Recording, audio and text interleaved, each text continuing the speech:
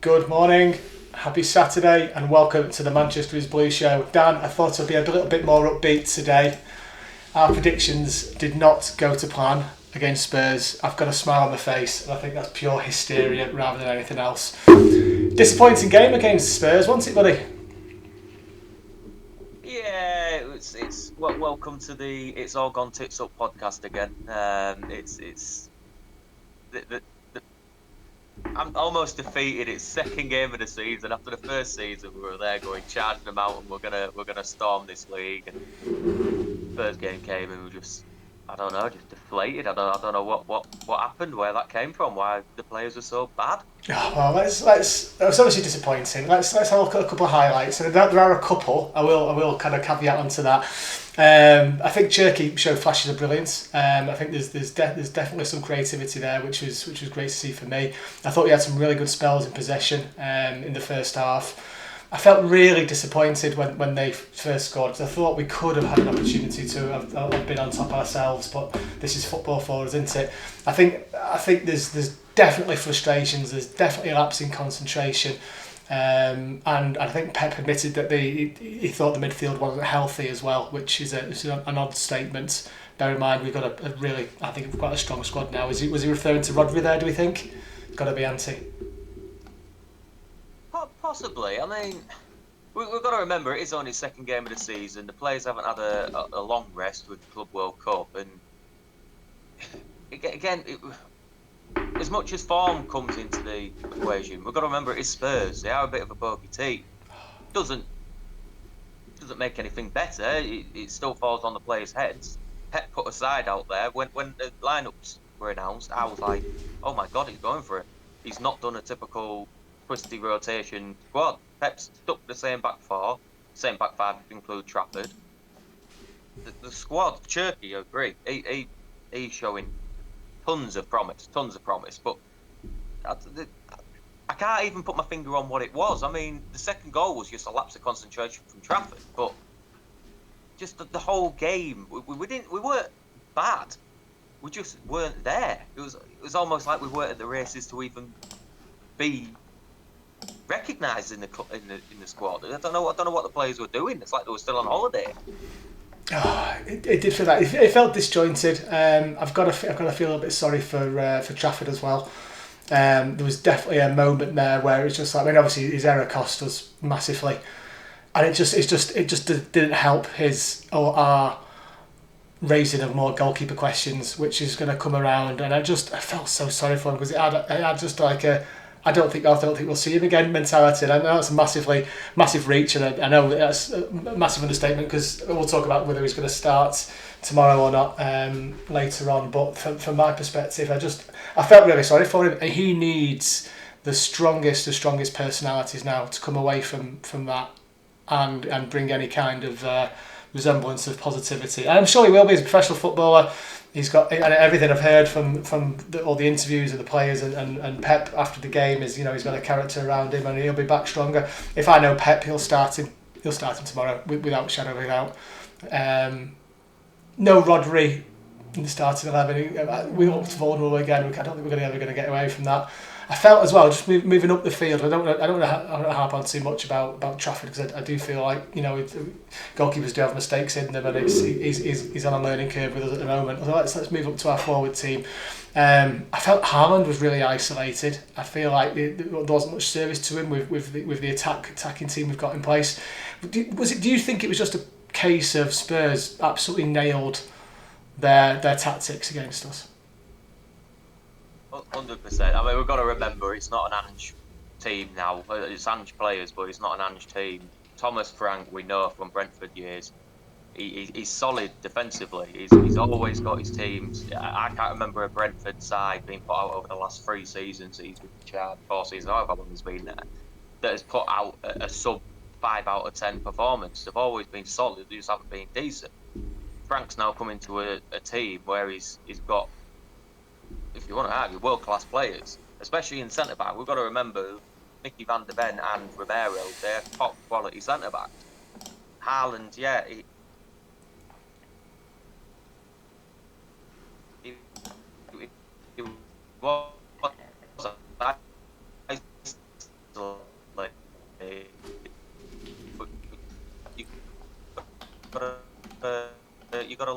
whole team. I mean, we had Marmoush up there. But yeah, granted, he's not an out striker, but he should have. It's almost like you say with Trafford. It's hard to single him out. None of the players really pulled the fingers out. Decent. They were much the better team. They were well drilled. It's almost like Frank's been in charge for 7 years, and Pep's only just signed the City, which is horrible to say. It is, and I saw that Spurs has signed that young lad. I can't remember his name. That City were linked with.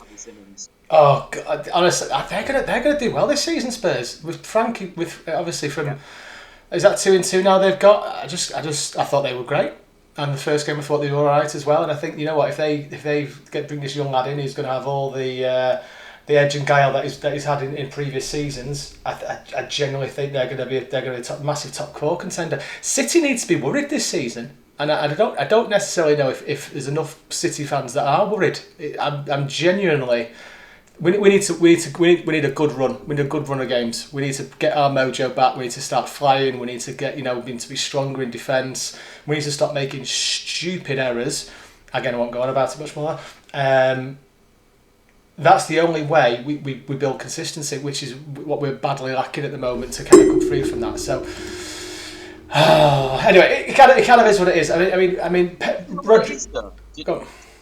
Sorry to interrupt. Do you know what I think it is? I think it is needed, that loss. You're going to probably put on face like, why? But the first game of the season, it's almost like last season, we just pushed it aside. We battered Wolves. We did. But we've got to remember, Wolves were decent in that first half, and we were on the edge in that first half. City aren't all that.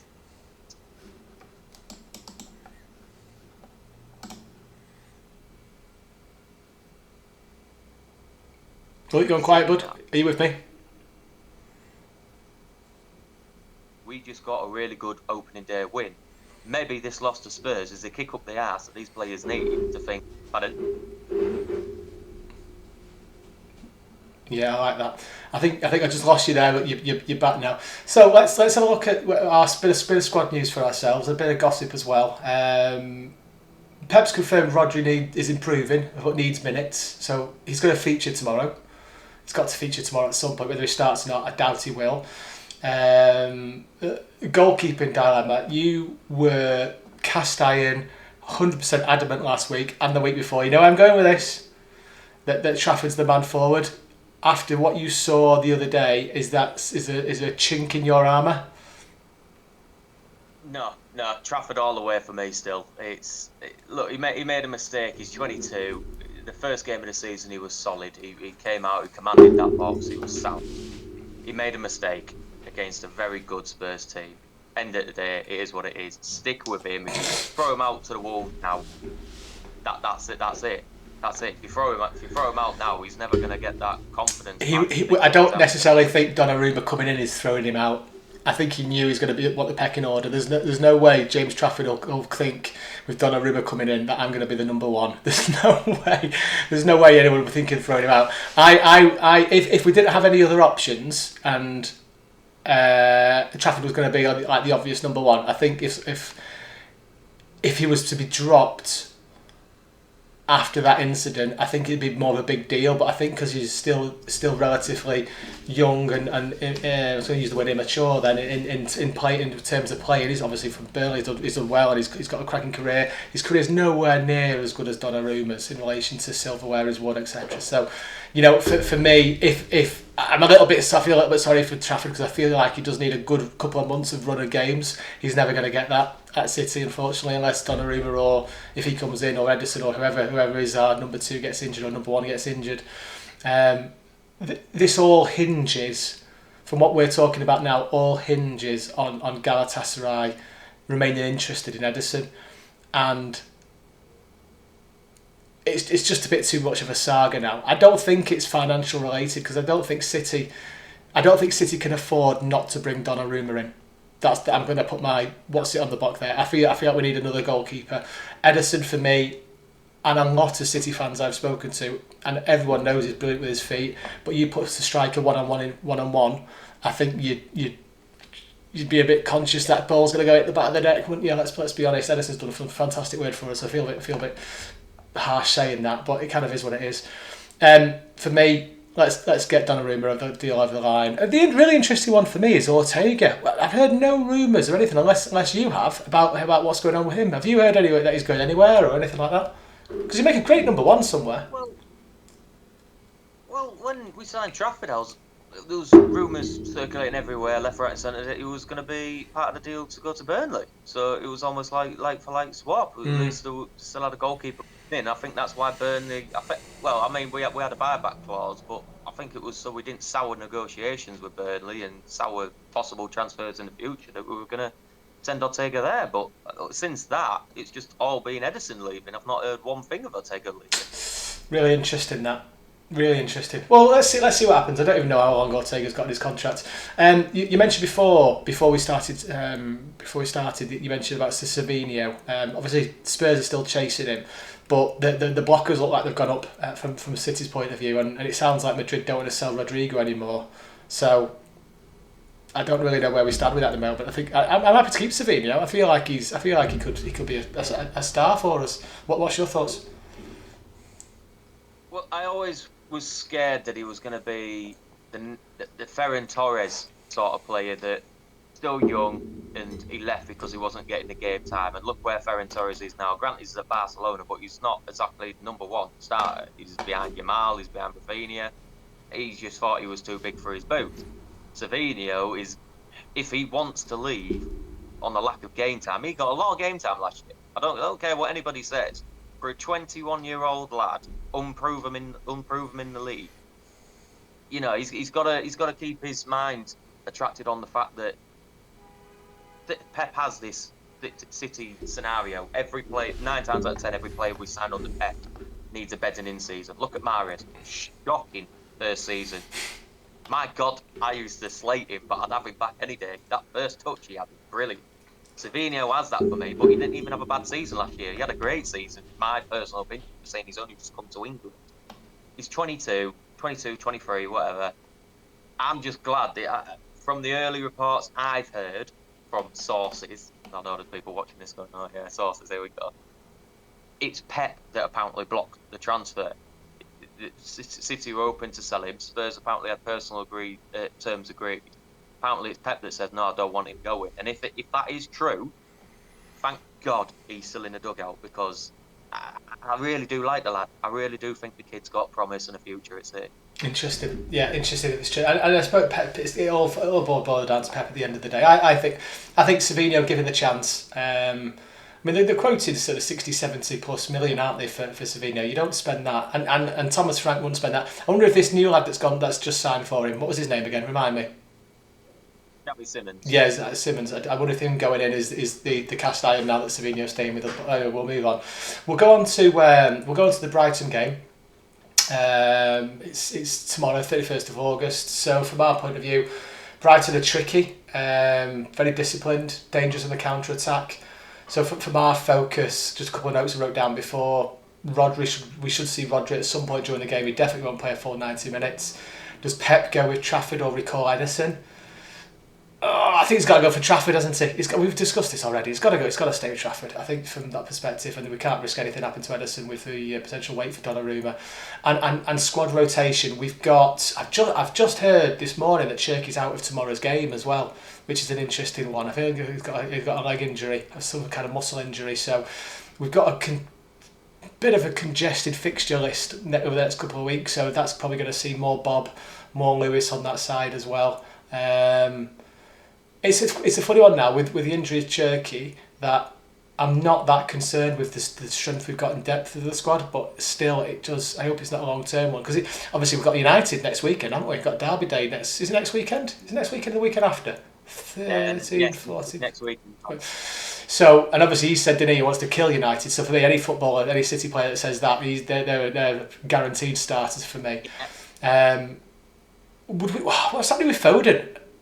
What's happening with Phil at the minute? He seems to be off the boil, off Pep's list of players. He's definitely not starting. But is he, with Cherky being off, is he going to be a starter for tomorrow? Do you know? We always struggle with Pep formations and lineups, don't we? I mean, I don't think there's anybody in the world that's ever got a Pep formation and team selection correct. 11 out of 11. But Foden has to be careful because the only thing for me, and this is going to be controversial, the only thing that's keeping him at City for me right now and in that squad is because he came through the academy. Foden last season was, in my personal opinion, shocking. All players played bad last season, but Foden, he was almost like he wasn't there. And it's horrible to say because I love Phil, but the season he had prior, he was world class. And I'm sorry, but he's now 25 now, Phil Foden. He's no longer a teenager. He's no longer a puppy. He's the main man. He's one of the main men in the field now. If he doesn't pull his finger out this season, I think there's danger of him going in the summer. Personally. Just don't be one of those players that what could have been. And honestly, I hope we're not talking in 5 years' time. And it's kind of like he's been farmed off somewhere, and we didn't see the brilliance that he could. I hope whatever's going on in his life, whatever's going on in his world, changes quickly, because I just want nothing but the best for him. Hopefully he starts, and hopefully he comes through, and I hope I'm over exaggerating, but we'll see. Fingers crossed for tomorrow. Fair predictions, right? Neither of us.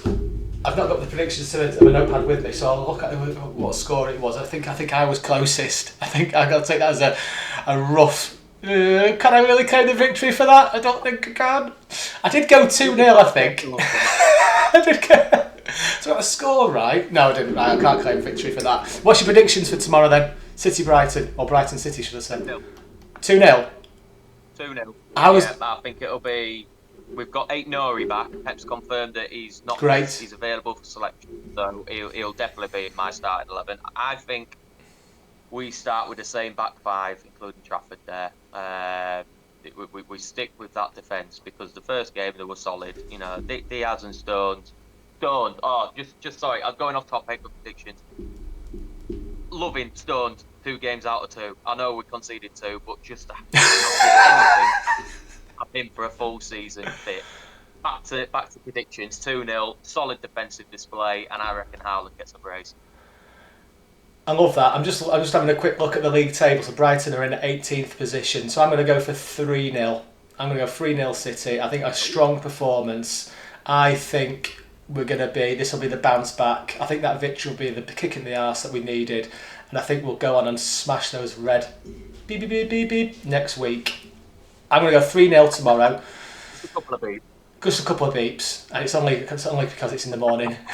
The after 8 o'clock watershed. I'll add the beeps to this. No, I think 3-0. I think we're going to come out the blocks. I think Pep's going to rile those players up for something rotten. I think they're all going to want to play against United. I feel like we're going to see something different. I think Trafford's going to have a brilliant game. I think he's going to be chomping. I don't think any player will be wanting to be on that pitch tomorrow more than Trafford. And I feel like he's going to be training this week, and I feel like Pep's going to have him with the academy lads, with the under-18s, pressurising, stressing him, putting him under pressure. Get used to this. This is going to come out. This is how we play. You need to get used to that. And I feel like he's going to be. And if I was Trafford, I'd be doing that as well. If I was Trafford, I'd be like, all the under-18s, right? Come on, give me a hand doing this. I want you to pressurise. Here's the defence. Here's the attack. Bring it to me. Let's play it around the pitch. Let's just do that. Let's just do that all afternoon and just let me get used to it. And hopefully he's been doing that this week. 3-0. I'm sticking with that. That's not often I go higher score than you. I'm genuinely surprised. I was about to say something's changed there, but echo everything you said on Trafford there. I think from what I've seen and heard from him, I think he's got the mentality to grab the ball by the horn and say, right, I had a shy game. Rubbish game. Beep, beep, beep. Beep, beep. I'm going to step it up this game, and yeah, 100%, I think he's going to have a world-class game. Amazing. Right, we'll leave it there. Speak to you next week, pal. Come on, City.